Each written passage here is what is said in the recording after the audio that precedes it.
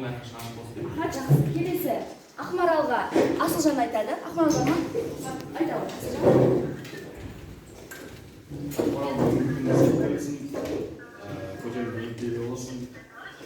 Жалпы сабағына келесі Миланаға бізге айтады, Амир айтады. Милана жоқ па, жарайды, келесі Әдеміге Амир айтады. Амир қайда? Әдеміге айтады. Бір ғана. Қалай? Сәттілік.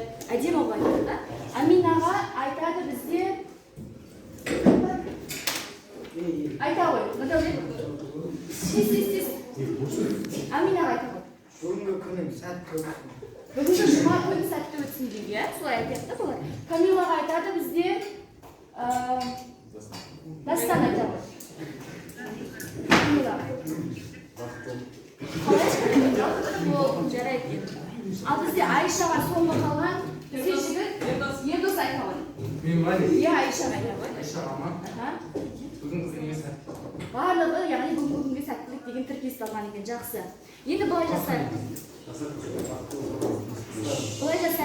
Бірінші, бір-бірімізді тыңдаймыз деп бір шапалақ, белсенділік танытамыз деп, ұйымшыл боламыз деп екі шапалақ және белсенділік танытамыз деп үш шапалақ ұрамыз, иә? 1, 2, 3. Бір-бірімізді тыңдаймыз, ұйымшыл боламыз, белсенділік танытамыз.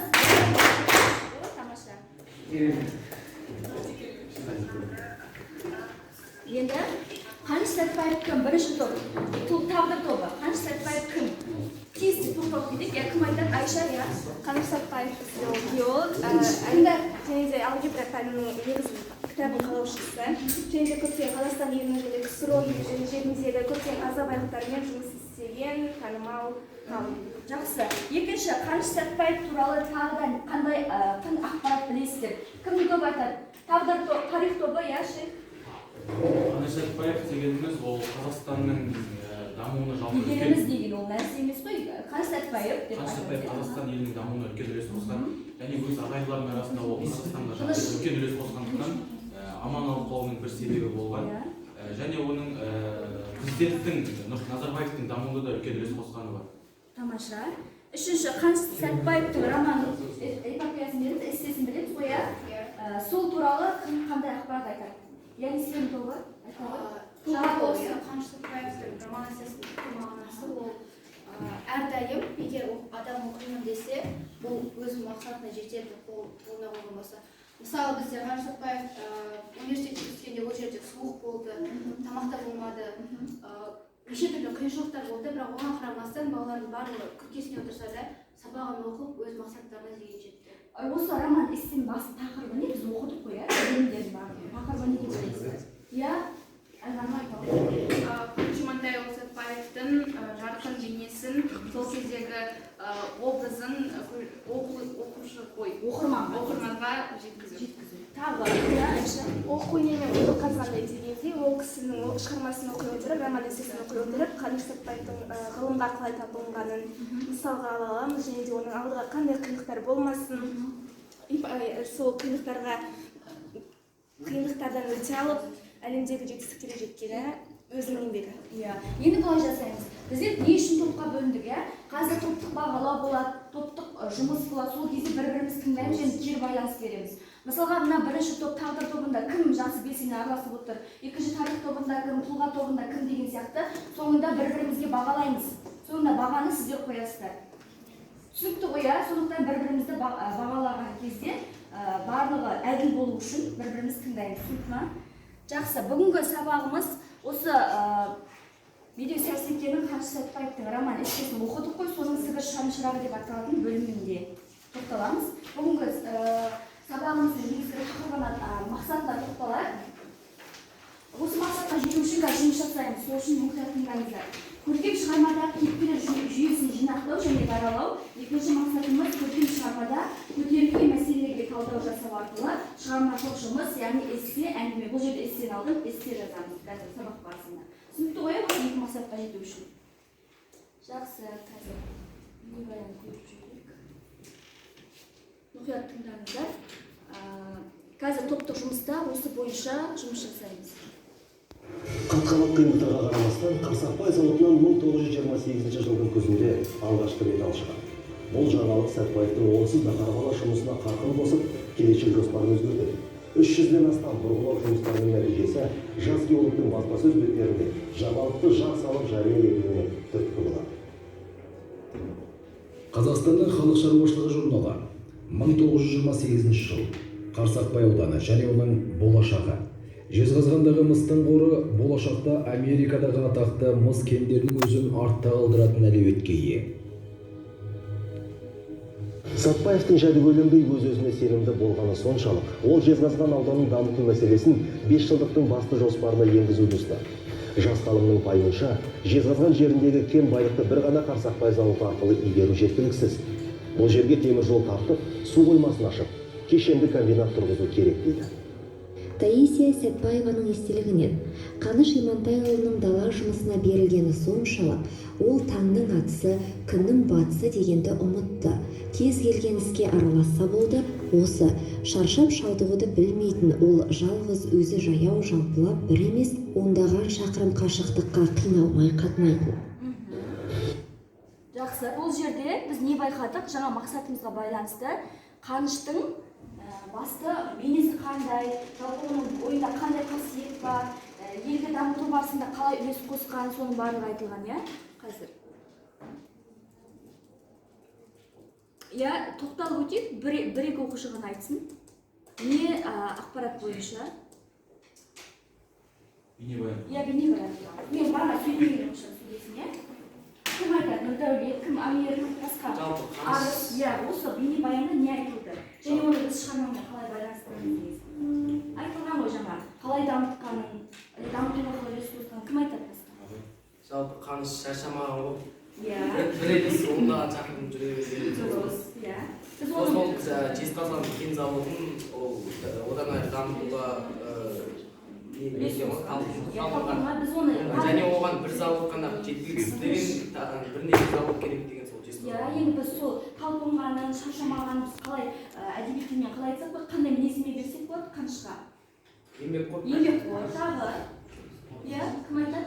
Талапкер, талапкер. Таңның атысын кештің батысын білмей, мақсатына жетуге тырысқан адам десек болады, және тағдыр, тарих, тұлға деген. Иә, несібелі? Осы шығармамен байланысты, шығарманы оқып кеттік.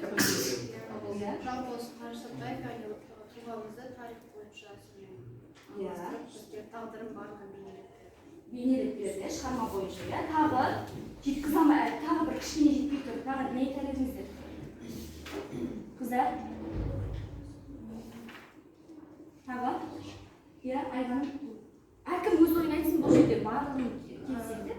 Тарихына келетін болсақ, осы геология ғылымының негізін салушы деп айтып жатады ғой.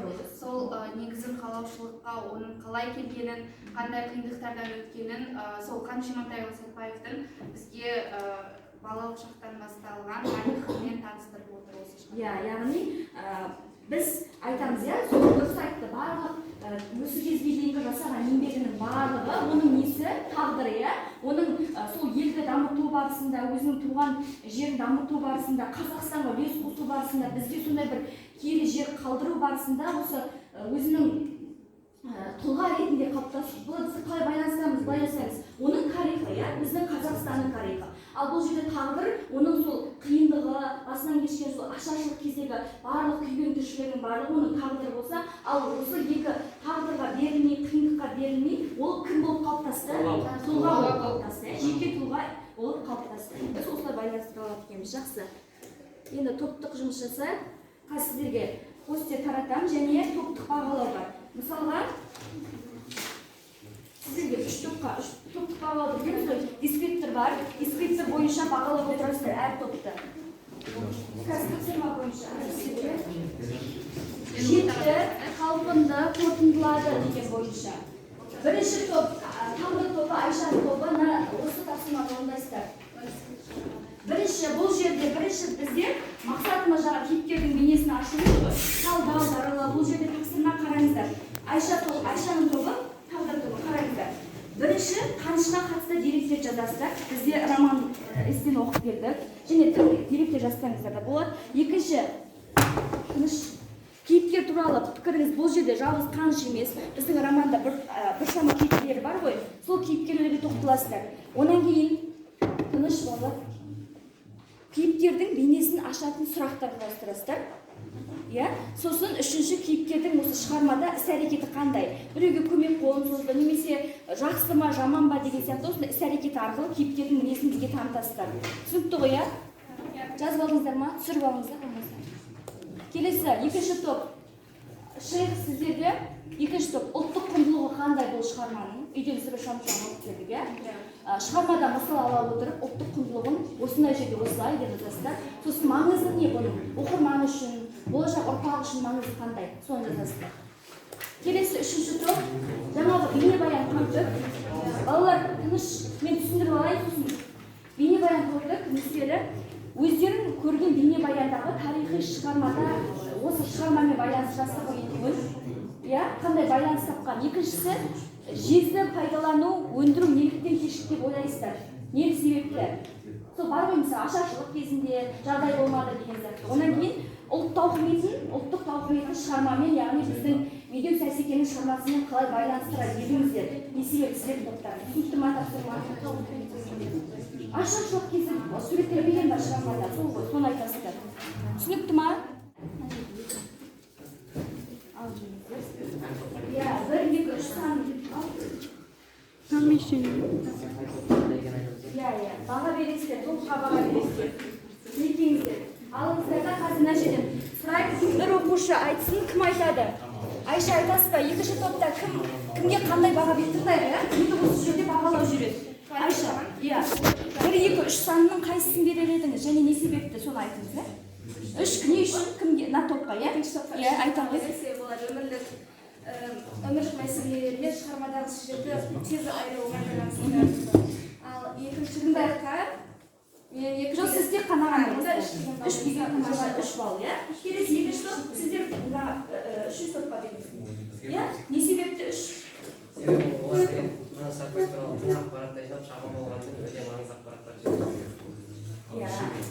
Жақсы, енді үшінші топ, сіздер бірінші топқа Айшаның тағдыр тобына беріңіздер. Үш дейді бұларға не себепті? Себебі олар тез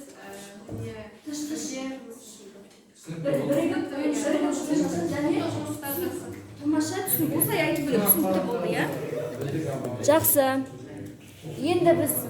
Енді жеке жұмыс жасап, әркім дәптеріміз бар ғой, ұлтымыздың ұлы перзентін ұлықтаған шығарма. Біздің роман эссеміз бар, сол туралы жазамыз. Эссе жазамыз. Эссенің құрылымын білеміз ғой, сақталу керек. Тақырыпты ашасыздар, және сіздер қазір мындай фразалар беріп қоям. Міне осы фразаларды қолданып эссе жазсаңыздар болады сіздерге.